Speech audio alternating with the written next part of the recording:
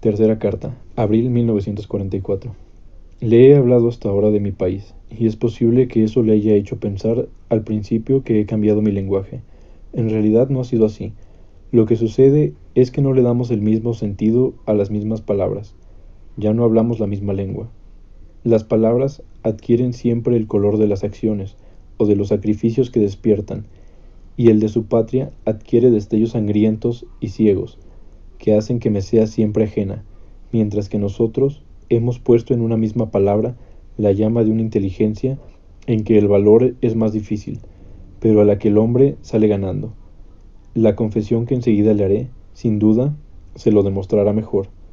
Durante todo ese tiempo, durante el cual únicamente servimos a nuestro país de manera obstinada, silenciosa, nunca hemos perdido de vista una idea y una esperanza, siempre presentes en nosotros, y que eran las de Europa. Es cierto que llevamos 5 años sin hablar de ella, pero es que ustedes mismos hablan de ella con una voz demasiado alta. Allí todavía no hablamos el mismo lenguaje. Nuestra Europa no es la suya. Pero antes de explicarle lo que es, quiero afirmar al menos que entre las razones que nosotros tenemos para combatir contra ustedes, que son las mismas que tenemos para vencerlos, la más profunda es tal vez la conciencia que tenemos de haber sido no solamente mutilados en nuestro país, golpeados en lo más vivo de nuestra carne, sino también despojados de nuestras más hermosas imágenes, de las que ustedes han ofrecido al mundo una versión odiosa y ridícula. Lo que nos hace sufrir con mayor crueldad es ver cómo se tergiversa lo que amamos, la idea de Europa que ustedes nos han quitado a los mejores, entre nosotros para darle el sentido indignante que había elegido. Necesitamos toda la fuerza del amor ponderado para mantener en nosotros su juventud y sus poderes. Así pues, existe un adjetivo que nosotros no utilizamos desde que ustedes llamaron europeo al ejército de sujeción. No lo hacemos con el fin de mantener celosamente el sentido puro que no deja de tener para nosotros y que le quiero explicar.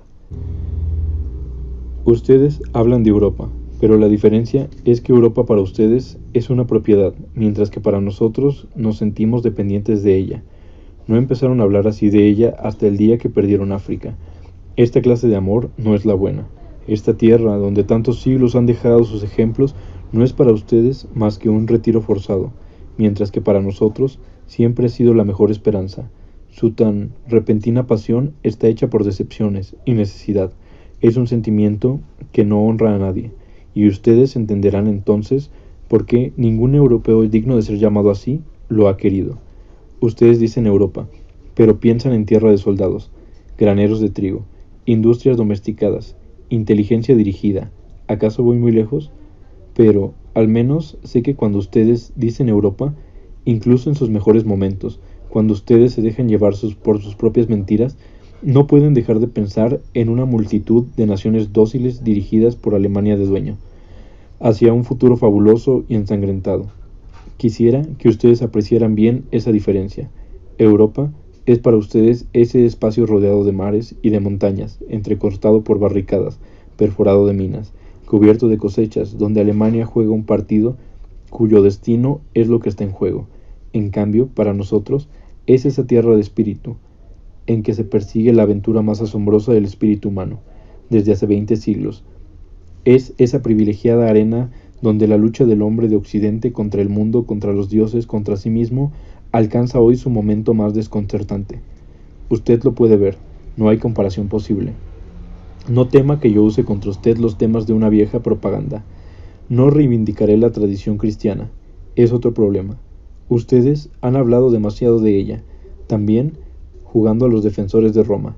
No tuvieron miedo de hacerle a Cristo una publicidad, a la que empezó a acostumbrarse el día que recibió el beso que destinaba al suplicio.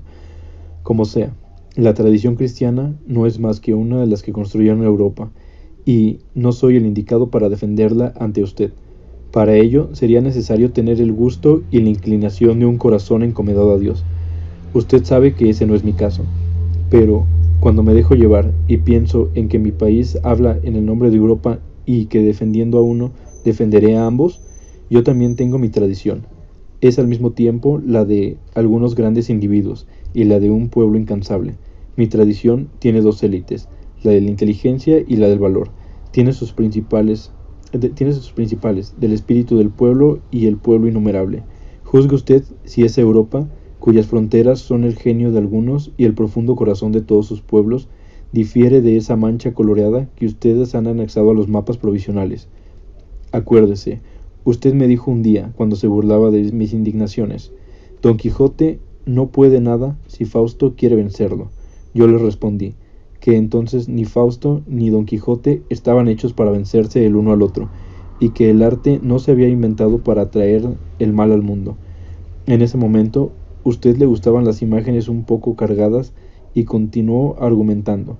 Según usted, era necesario entre Hamlet y Siegfried en esa época.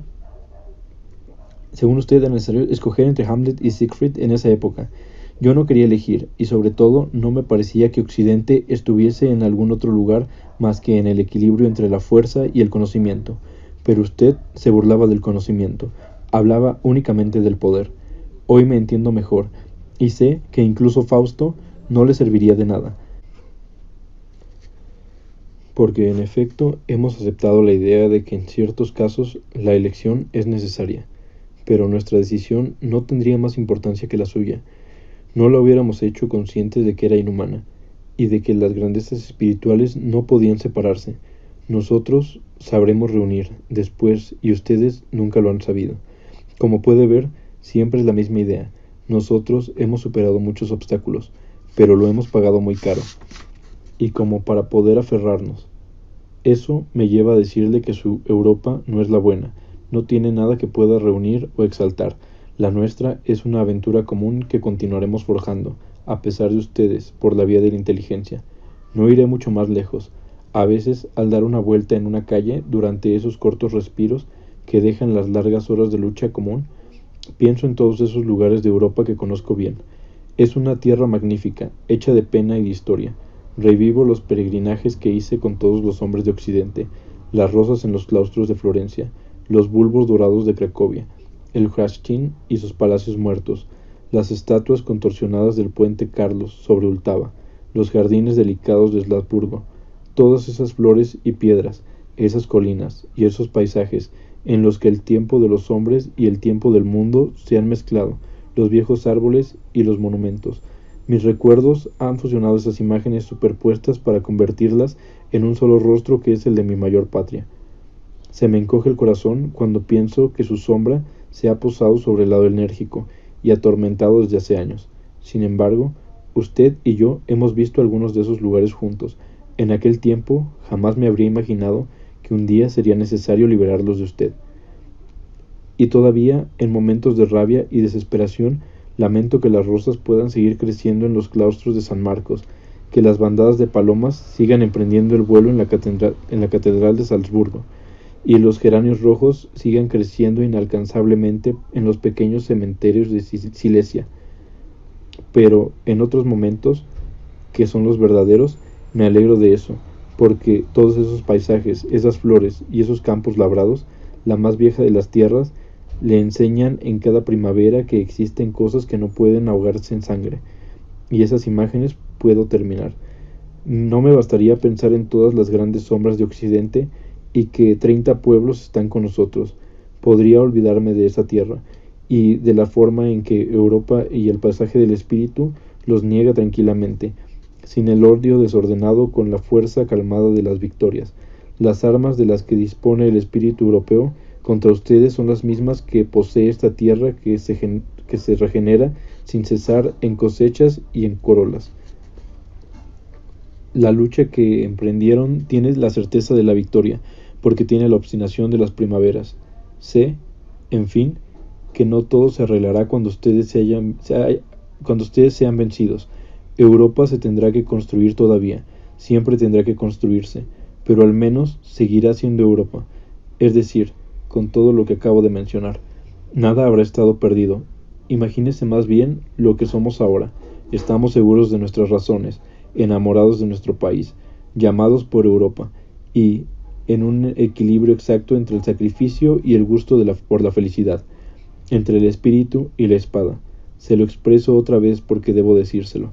Se lo menciono porque es la verdad, y porque ésta le enseñará el camino a mi país, y hemos recorrido a mi país y yo hemos recorrido los tiempos de nuestra amistad. Poseemos desde ahora una superioridad que los matará. Abril 1944.